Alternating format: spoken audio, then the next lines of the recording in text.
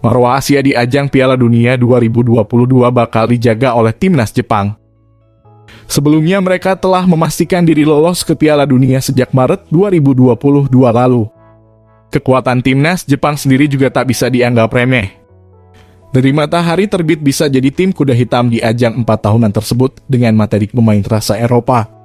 Nantinya, Samurai Biru bakal berada di grup E yang tergabung dengan Spanyol, Costa Rica, dan Jerman. Meski begitu, pengalaman dan strategi bermain di era sepak bola modern bakal jadi salah satu keunggulan yang dimiliki Jepang saat ini.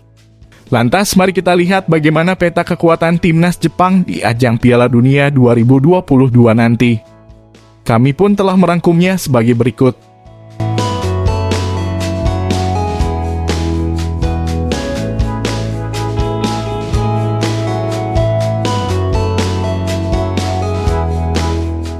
Perjuangan dan prestasi.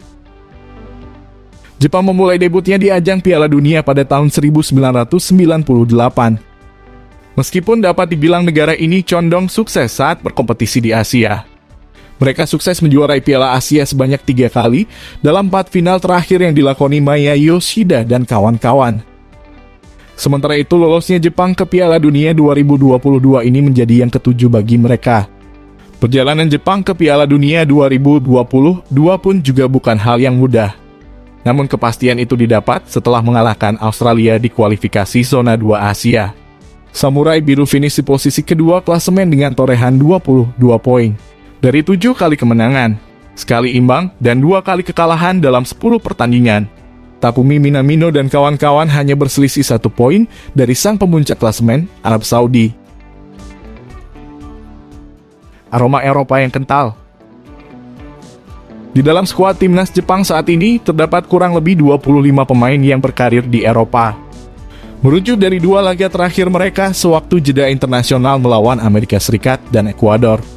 Juru taktik timnas Jepang, Hajime Moriyasu, diprediksi akan menggantungkan timnya kepada para pemain yang membela klub-klub Eropa di ajang 4 tahunan tersebut. Pemain seperti Daniel Smith, Maya Yoshida, Takehiro Tomiyasu, Daichi Kamada, hingga Takumi Minamino adalah beberapa nama dari 25 pemain yang sedang berkompetisi di level Eropa. Tentunya nama-nama tersebut bakal menjadi pondasi kekuatan negeri matahari terbit di Qatar nanti. Ditambah dengan sejumlah tenaga lokal macam Yuya Osako, Yuto Nagatomo, dan Hiroki Sakai. Bukan tak mungkin Jepang bakal menjadi salah satu kandidat tim kuda hitam yang akan membincangkan Piala Dunia 2022 mendatang. Murni produk dalam negeri. Timnas Jepang tak mempunyai pemain berstatus naturalisasi di dalam skuad mereka saat ini.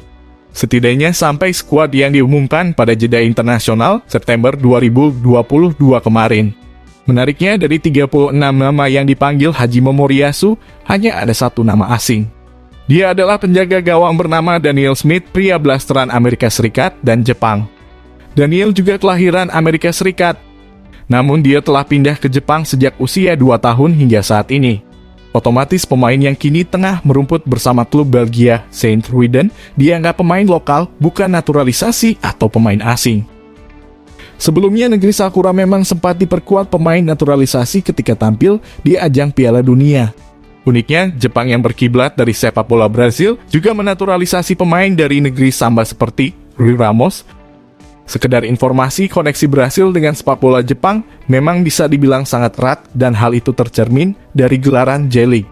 Dari 18 tim, hanya Urawa Red Diamonds saja yang tak memiliki pemain Brasil dalam skuad mereka. Track record di Piala Dunia. Mengacu dari pengalaman timnas Jepang di ajang Piala Dunia sebelumnya, mereka telah terbiasa dalam menghadapi tim kuat seperti Jerman hingga Brasil. Penampilan impresif Jepang dimulai di penyisihan grup Piala Dunia 2018 silam, ketika mereka menjadi tim Asia pertama yang berhasil mengalahkan tim asal Amerika Selatan, yaitu Kolombia dengan skor 2-1. Tak hanya itu, Samurai Biru juga berhasil mencapai babak 16 besar di Piala Dunia 2018. Tetapi mereka harus takluk atas Belgia dengan skor tipis 3-2. Negeri matahari terbit juga sempat didapuk menjadi tuan rumah Piala Dunia 2002 bersama Korea Selatan. Samurai Biru juga menjadi tim kedua setelah Korea Selatan yang mampu sering tampil di ajang 4 tahunan tersebut. Jika dilihat lagi dari segi kualitas, para pemain timnas Jepang juga tak kalah jauh dengan pemain top Eropa saat ini. Para pemain Jepang juga memiliki kelincahan dan kecepatan yang mengagumkan. Sepak terjang sang arsitek. Kesuksesan Jepang hingga lolos ke Piala Dunia 2022 kali ini tak lepas dari peran sang pelatih Hajime Moriyasu yang sudah ditunjuk sebagai manajer timnas Jepang sejak 2018 silam. Moriyasu sebenarnya adalah pelatih tim nasional U23 yang mempersiapkan Olimpiade Tokyo 2020. Namun karena prestasi yang ditorehkannya, tugas pelatih berusia 53 tahun tersebut diperluas lagi, hingga menjadi manajer utama Jepang sampai saat ini. Moriyasu juga sempat menjadi asisten pelatih Akira Nishino di babak 16 besar di putaran final Piala Dunia 2018. Setelah menjadi pelatih utama, Moriyasu mulai memimpin timnas Jepang ke Piala Asia tahun 2019. Samurai Biru berhasil ke partai puncak setelah menundukkan Iran 3-0 di semifinal. Sayangnya saat Jepang masuk ke partai final, mereka harus takluk di tangan Qatar dengan skor 3-1. Layak untuk kita nantikan, bagaimana kiprah timnas Jepang di tangan Hajime Moriyasu dengan para pemain kelas Eropa andalannya di ajang 4 tahunan tersebut.